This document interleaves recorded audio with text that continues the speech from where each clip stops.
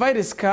corona la yiraahdo ayaa laga soo sheegay qofkii ugu horeeyay ku dhintay Hong Kong halkaasi oo nin 39 jir ah uu ku nafwaayay caalamka oo dhan 20,000 oo qof oo 20,000 oo xaaladood ayaa laga xaqiijiyay dhimashaduna waxa ay ka badan tahay 4,000 iyo 200 iyo waa dadkii waa 425 iyadoo la tacaalayo cudurka fidaya ayaa hogaanka sare ee wadanka Shina waxay qirteen in gaabis uu jiray sidii loola tacaalay markii fayraska la arkay Cabdiraxmaan Badan Xaaji Daahir ayaa inoo faahfaahinaya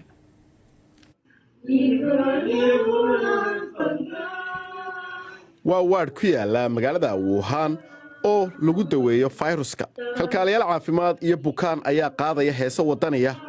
dalkayga iyo aniga lama kala qaadi karo waa fariin propaganda ah oo si fudud loo fahmayo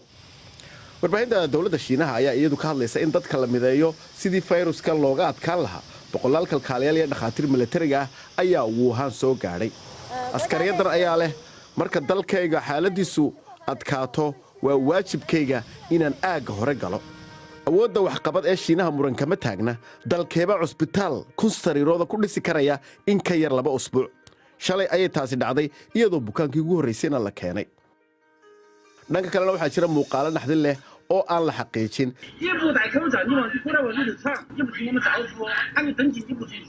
sida ninkan dhulka lagu jiiday isagoon afdabool xidhayn inagaga buufi dawada ayuu sarkaalku ku qayliyay dalka Shiinaha badankiisa waa qasab inaad afdabool xidhato inkastoo la isku haysto siday wuxuu taraan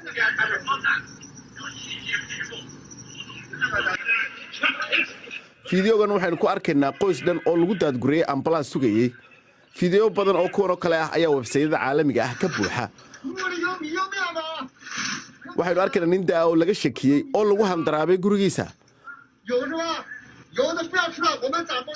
ma haysataa bariis kugu filan ayuu askarigu ku yidhi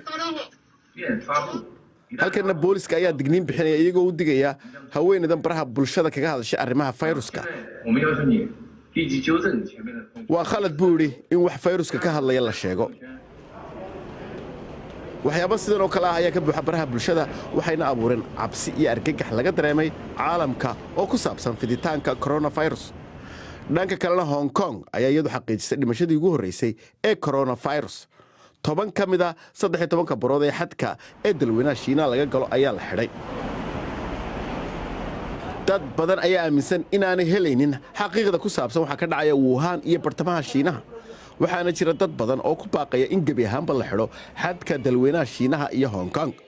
waxaana ka mid ah shaqaalaha caafimaad ee iyagu shaqo joojinta sameeyay tan iyo beeradin inta xadka la xidhayo baqdin ayaa la wada qaaday intaan fayraskiiba soo gaadhin halkana waa bartamaha Shanghai xarunta dhaqaalaha ee Shiinaha